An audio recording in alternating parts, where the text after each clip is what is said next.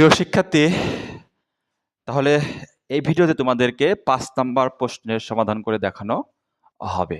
প্রত্যেক পদের সহগ নির্ণয় করো। তো আমাদেরকে সহগ সম্পর্কে প্রাথমিক ধারণা থাকতে হবে। সহগ হচ্ছে যখন কোনো চলকের সাথে সংখ্যা গুণক হিসাবে যুক্ত থাকে তাকে সহগ বলে।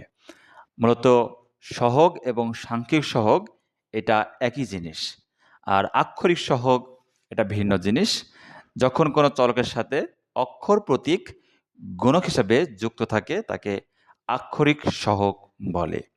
মূলত সহগ দুই প্রকার, একটি হচ্ছে সাংখ্যিক সহগ, অপরটি হচ্ছে আক্ষরিক সহগ।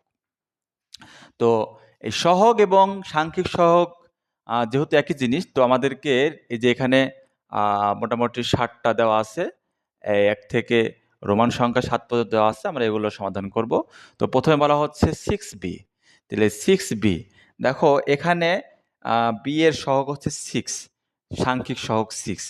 ঠিক আছে, যেহেতু সহগ এবং সাংখ্যিক সহগ একই জিনিস, তাহলে 6b সমান কি আছে এখানে? এখানে হচ্ছে যে বি এর সহগ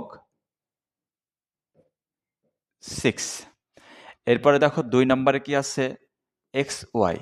দেখো এখানে কিন্তু এক্স ওয়াই পাশে কিছুই নেই, তার মানে কি আছে? 1 আছে। তাহলে এক্স ওয়াই এর সহগ হচ্ছে 1। 3 নাম্বার কি আছে? 3 নাম্বার আছে 7ab। আমরা বুঝতে পারতেছি যে এবি এর সহগ হচ্ছে 7। এরপরে 4 নাম্বার কি আছে? 4 নাম্বার আছে 2x। 2x এর সহগ কি? x এর সহগ কি? x এর সহগ হচ্ছে 2। আর 7 5ab প্লাস 5ab আছে, তাহলে 5ab, এখানে ab এর সহগ হচ্ছে 5। ঠিক আছে, এখানে দুইটাই ছিল। এরপরে দেখো ভি নাম্বার। ভি নাম্বারে কি আছে? ভি নাম্বারে আছে হচ্ছে যে 2x সমান x এর সহগ হচ্ছে 2, আর 8y এর হচ্ছে y এর সহগ কি? y এর সহগ হচ্ছে 8। ঠিক আছে, এরপরে দেখো যে আমরা বাকি দুইটা ওই পাশে করি।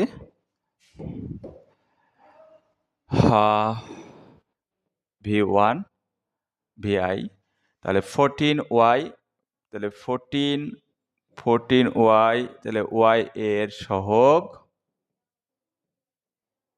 14।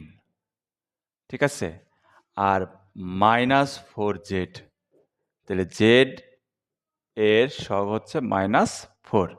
সর্বশেষ 7 নাম্বারটা -12 xyz, তাহলে xyz এর সহগ -1/2। ঠিক আছে, তাহলে তোমাদেরকে প্রত্যেক পদের সহগ নির্ণয় করে দেখালাম। তোমরা এই ভিডিওটা দেখলে ইনশাল্লাহ তোমরা চিহ্নিত করতে পারবে যে সহগ কোনগুলো। ধন্যবাদ।